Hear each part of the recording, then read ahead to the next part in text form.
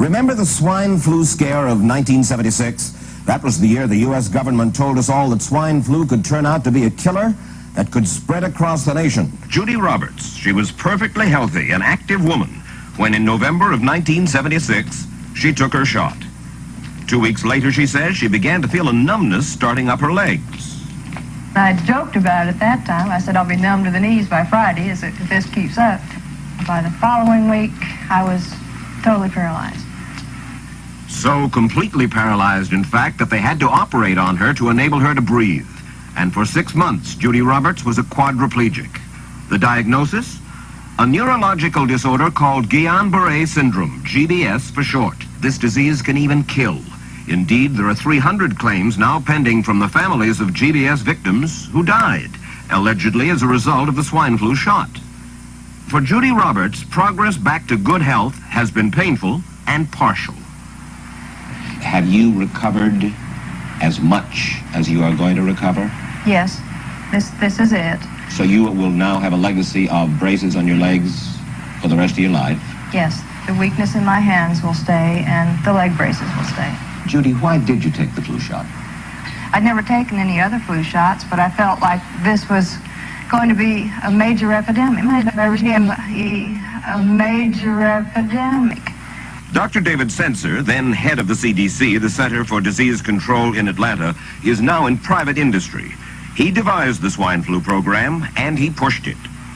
You began to give flu shots to the American people in October of '76. October 1st. By that time, how many cases of swine flu around the world had been reported? There had been several reported, but none confirmed.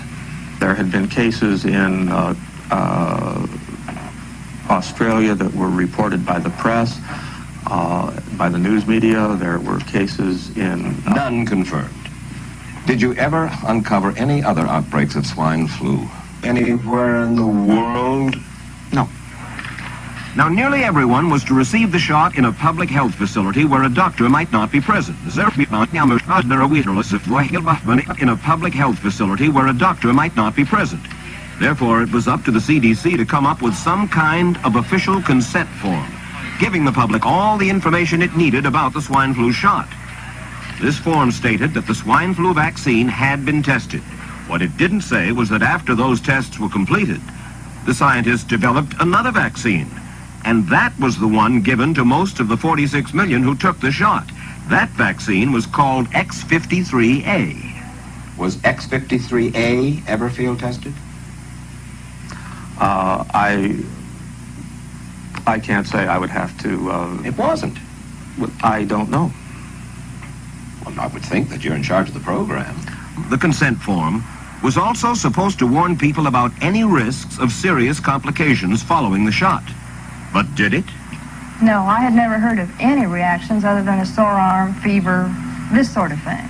I looked at that document. I signed it. Nothing on there said I was going to have a heart attack or I can get Guillain-Barré, which I never heard of. What if people from the government, from the Center for Disease Control, what if they had indeed known about it? What would be your feeling? They should have told us. Did anyone ever come to you and say, you know something, fellas? There's the possibility of neurological damage if you get into a mass immunization program? No. No one ever did? No. Do you know Michael Hatwick? Yes. Mm-hmm. Dr. Michael Hatwick directed the surveillance team for the swine flu program at the CDC. His job was to find out what possible complications could arise from taking the shot and to report his findings to those in charge. Did you know ahead of time, Dr. Hatwick, that there had been case reports of neurological disorders, neurological illness, apparently associated with the injection of influenza vaccine? Absolutely. You did? Yes. How'd you know that? By review of the literature.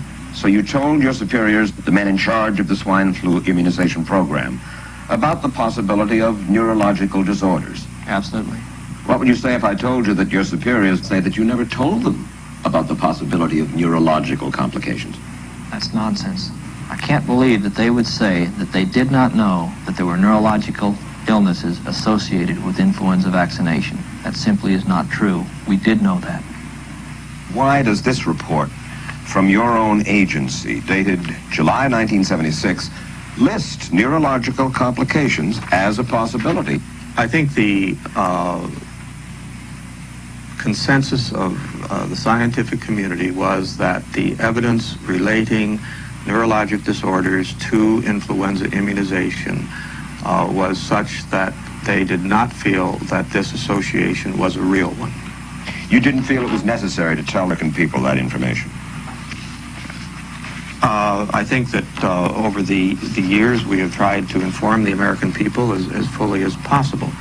I am a little more adamant in my thoughts than my wife is, because I told Judy to take the shot. She wasn't going to take it, and she never had shots, and I'm mad with my government because they knew the facts, but they didn't release those facts because if they had released them, the people wouldn't have taken it. Come out tomorrow and tell me there's going to be an epidemic and they can drop off like flies next to me. I will not take another shot that my government tells me to take.